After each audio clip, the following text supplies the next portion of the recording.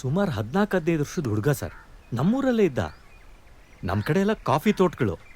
ಅಲ್ಲಿ ಜೀತ ಅನ್ನೋದು ಮಾಮೂಲಿ. ಈ ಹುಡುಗನ್ನ ತೋಟದ ಮಾಲೀಕರು ಎಲ್ಲಿಂದ ಕರ್ಕೊಂಬಂದ್ರು ಅಂತ ಗೊತ್ತಿಲ್ಲ. ಅನಾಥ್ನಂತೆ ಸಣ್ಣವನಿದ್ದಾಗಿಂದಲೂ ಅದೇ ಮಾಲೀಕರ ಮನೆಯಲ್ಲೇ ದುಡಿತಿದ್ದ. ಅವ್ರಿಗೊಬ್ಬ ಮಗ ಗುಂಡ. ಅವನನ್ನು ನೋಡ್ಕೊಳ್ಳೋ ಕೆಲಸ ಇದೇ ಹುಡುಗಂದು. ಅಂದರೆ ಅವನನ್ನು ಟ್ಯೂಷನ್ಗೆ ಕರ್ಕೊಂಡು ಹೋಗೋದು, ವಾಪಸ್ ಕರ್ಕೊಂಬರೋದು, ಹೀಗೆ. ನಮ್ಮೂರಲ್ಲಿ ತುಂಬ ಎಸ್ಟೇಟ್ ಓನರ್ಸ್ ಇದ್ರು. ಅವ್ರ ಮಕ್ಕಳೆಲ್ಲ ಇಂಗ್ಲೀಷ್ ಮೀಡಿಯಮ್ಮು. ಅವ್ರಿಗೆ ಇಂಗ್ಲೀಷ್ ಸಲೀಸು, ಆದರೆ ಕನ್ನಡ ಮಾತ್ರ ನಪಾಸು. ಕನ್ನಡ ನಮ್ಮ ಮಾತೃಭಾಷೆ ಅಲ್ವಾ, ಅದಕ್ಕೂ ಟ್ಯೂಷನ್ ಬೇಕಾ? Yo man, it's a difficult subject. ಸಂಧಿ ಅಂತೆ, ಸಮಾಸ ಅಂತೆ, ಛಂದಸ್ ಅಂತೆ, ಇವೆಲ್ಲ ಯಾವನಿಗೋ ಬೇಕು. Look at that English man, it's just cool. ಏನೋ ಕೂಲ್. ಆ ಊರಲ್ಲೊಬ್ರು ಕನ್ನಡ ಮೇಷ್ಟ್ರಿದ್ರು. ಈ ಎಸ್ಟೇಟ್ ಓನರ್ಸ್ ಮಕ್ಕಳೆಲ್ಲ ಅಲ್ಲಿಗೆ ಟ್ಯೂಷನ್ಗೆ ಬರೋರು.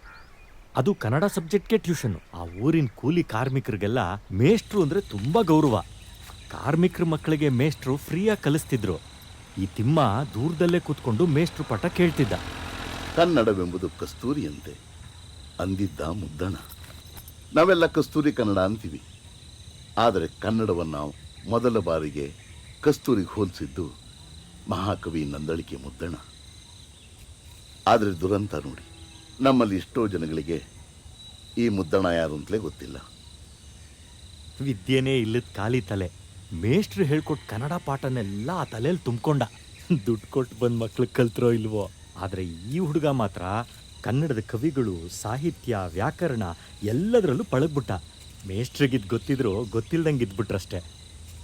ಅದು ಮೇಷ್ಟ್ರಿಗೆ ಇಳಿ ವಯಸ್ಸಿನವ್ರಿಗೂ ಮಕ್ಕಳೇ ಆಗಿರಲಿಲ್ಲ. ಆದರೆ ಕೊನೆಗೊಂದಿನ ಮಗಳು ಹುಟ್ಟಿದ್ಲು. ಆದರೆ ತಾಯಿ ಉಳಿಲಿಲ್ಲ. ಉಳಿದಿದ್ದು ಆ ಪುಟ್ಟ ಹುಡುಗಿ ಮನೋರಮೆ ಮಾತ್ರ. ಬಾಂದಳದಿ ಚುಕ್ಕಿಗಳ ನಕ್ಷತ್ರ ಬೊಟ್ಟು, ಅದ ನಡುವೆ ಗೆರೆ ಎಳೆದು ರಂಗೋಲಿ ಬಿಟ್ಟು, ಮೂಡಿಸಿದ ಚಿತ್ತಾರ ನಮಗೋಸ್ಕರ, ಚಂದ್ರಮನು ಬರೆದಿರುವ ಚಿತ್ರಾಕ್ಷರ.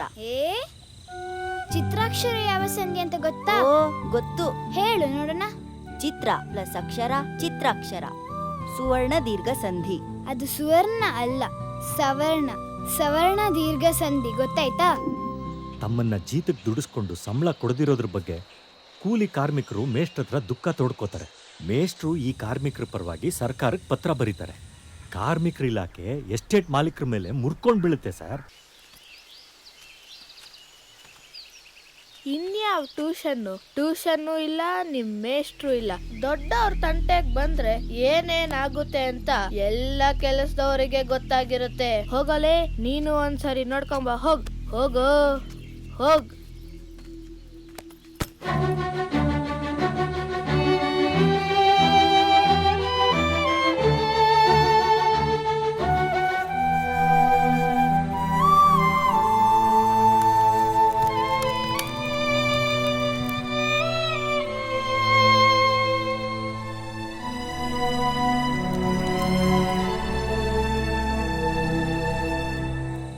ಟ್ಯೂಷನಿಗೆ ಬಂದ್ಯಾ? ಬಾ ಬಾ. ಆದರೆ ಬೋರ್ಡ್ ಇಲ್ಲ, ಬೆಂಚ್ ಇಲ್ಲ, ಬೆಲ್ಲ ಕೊಡೋಕೆ ಮನೋರಮೆನೂ ಇಲ್ಲ. ಬೈಯೋಕೆ, ಬರ್ಸೋಕೆ, ಕಲಿಸೋಕೆ ನಾನೊಬ್ಬನಿದ್ದೀನಿ ಜೀವಂತ. ಜೊತೆಗೆ ಮನೋರಮೆ ಕಾಲ್ಗೆಜ್ಜೆನೂ ಇದೆ.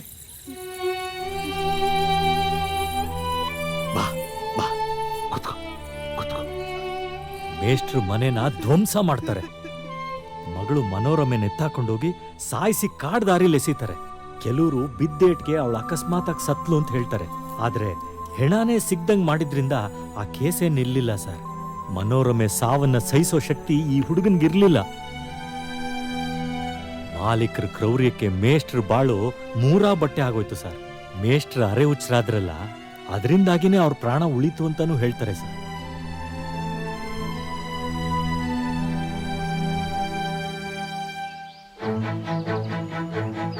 ನೋಡಿದ್ಯಾ?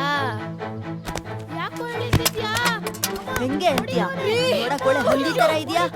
ಅದ್ರ ಮೇಲೆ ಸರಿಯಾಗಿ ಕನ್ನಡ ಬರಲ್ಲ ನಿಂಗೆ. ಮಾತಾಡ್ತಿದ್ರೆ ಕೂಲ್ ಕೂಲ್ ಅಂತೀಯ. ಇಲ್ಲ ನನ್ನ ಮಗನೇ.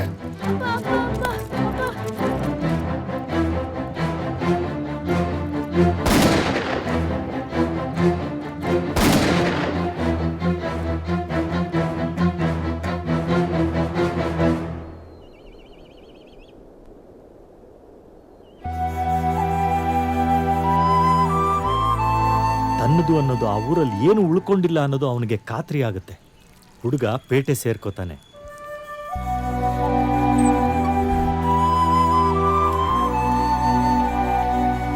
ಅಣ್ಣ ಅಣ್ಣ, ವರದರಾಜ ಸರ್ ಇದ್ದಾರ ಒಳಗೆ? ಏಯ್ ಏನ್ಲಾಗ್ಬೇಕಿತ್ತು ನಿಂಗೆ? ಅದೇ ಅಣ್ಣ, ಯಾವ್ದಾದ್ರು ಕೆಲ್ಸ ಇದ್ರೆ ಸೇರ್ಕೊಳ್ಳೋಣ ಅಂತ.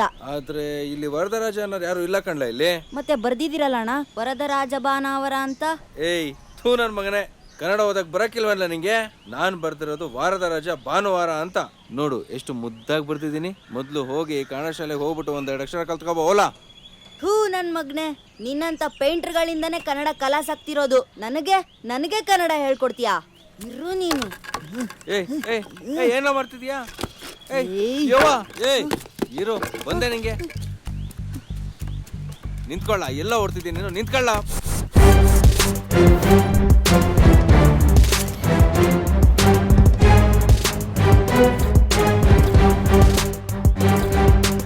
ಪೈಲ್ವಾನ್ ಸುತ್ತಮುತ್ತ 9 ಹೋಬಳಿಗಳಿಗೆ ಒಬ್ನೇ ರೌಡಿ. ಅಣ್ಣ ನಾನೇನು ಮಾಡಿಲ್ಲ ಅಣ್ಣ, ಎಲ್ಲ ಇವನೇ ಮಾಡಿರೋದು. ಸಚಿವಾಗ್ಲೂ ನಾನು ನಂಬಿ ಅಣ್ಣ.